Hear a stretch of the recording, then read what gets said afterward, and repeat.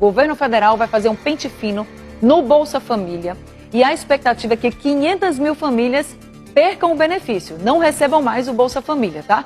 Mas vamos conversar com o Valdson Balbino ao vivo. Ele está com um especialista, vai falar um pouco sobre esse corte do Bolsa Família, esse pente fino, né, Balbino, que já está repercutindo muito entre as pessoas que recebem o benefício. Boa noite para você. Pois é, viu, Anne? Boa noite para você, boa noite a todos. Muitas pessoas podem perder o benefício do Bolsa Família por conta desse pente fino, né? Pode chegar até que 500 mil de pessoas podem perder o benefício. E o foco está principalmente nas famílias unipessoais, que são aquelas compostas por apenas uma pessoa. Então, vamos tirar as nossas dúvidas sobre o assunto, sobre o tema. Leisineri Lins, ela que é advogada previdenciarista, está aqui ao nosso lado e ela vai trazer as primeiras informações para acalmar você que está em casa e para também orientar o que é que você deve fazer, porque esse pente fino pode acontecer e você que está em casa pode perder esse benefício. Doutora, seja muito bem-vinda aqui ao nosso programa. Muito obrigado, boa noite. Eu queria que a senhora explicasse para a gente o porquê desse pente fino, como é que ele vai acontecer? Boa noite, Balbino. Boa noite, Anne e todos os telespectadores. De fato, estamos na expectativa de ter um novo pente fino sobre o Bolsa Família. Como você já disse, exatamente para aquelas famílias unipessoais, que é aquela que tem apenas uma pessoa compondo. Por que esse pente fino vai acontecer, gente? Houve um cruzamento de dados do governo e se verificou que a quantidade de famílias unipessoais não está compatível com a população brasileira.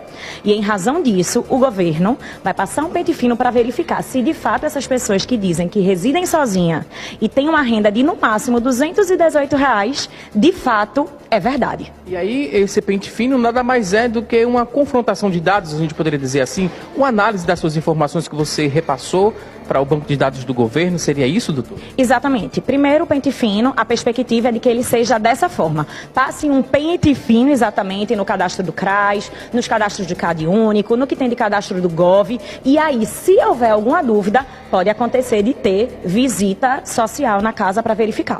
No caso, verificar o que você declarou, se tem imóveis, né, eletrodomésticos, seria isso, doutor? Na verdade, seria para verificar se a família é realmente unipessoal e se a família, no caso a pessoa que está ali residindo, vive numa situação de hipossuficiência. No caso, numa situação de condição financeira que precise do Bolsa Família.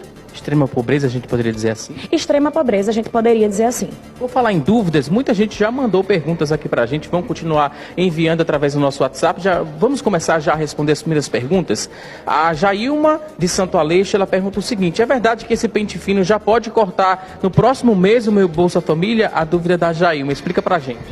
Jailma, acredito que no próximo mês ainda não. Não foi divulgado um calendário de quando esse pente fino vai se iniciar, certo? O governo tem uma perspectiva de que isso melhore o orçamento de 2025. Então, acho que seria algo no fim de dezembro ou no comecinho do novo ano.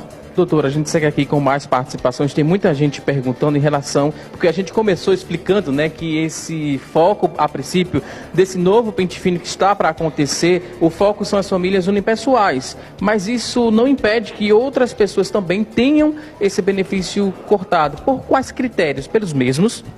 Pelos mesmos. O principal motivo de corte de Bolsa Família é a mudança da renda na família. Imagina a situação, em 2023 não tinha renda nenhuma na casa, morava uma mãe e um filho. Depois esse filho começa a trabalhar, isso hoje em dia é sincronizado os dados, pode ser que isso impacte e aí o benefício seja cortado. Porque tem justamente esse cruzamento de dados, né, doutora? A gente sabe que tem a plataforma gov.br, né? Porque tudo que você declara, as informações ficam todas ali. Então, se alguém da família começou a trabalhar e você não informou o governo, mas automaticamente, né, na base de dados já existe essa informação. Exatamente. Hoje em dia a gente percebe que está tudo cada vez mais digital. O INSS está digital, o GOV está digital, a carteira de trabalho é digital, o E-Social é digital. Então há um cruzamento de dados. Fica difícil a gente fugir do governo e desse cruzamento de dados.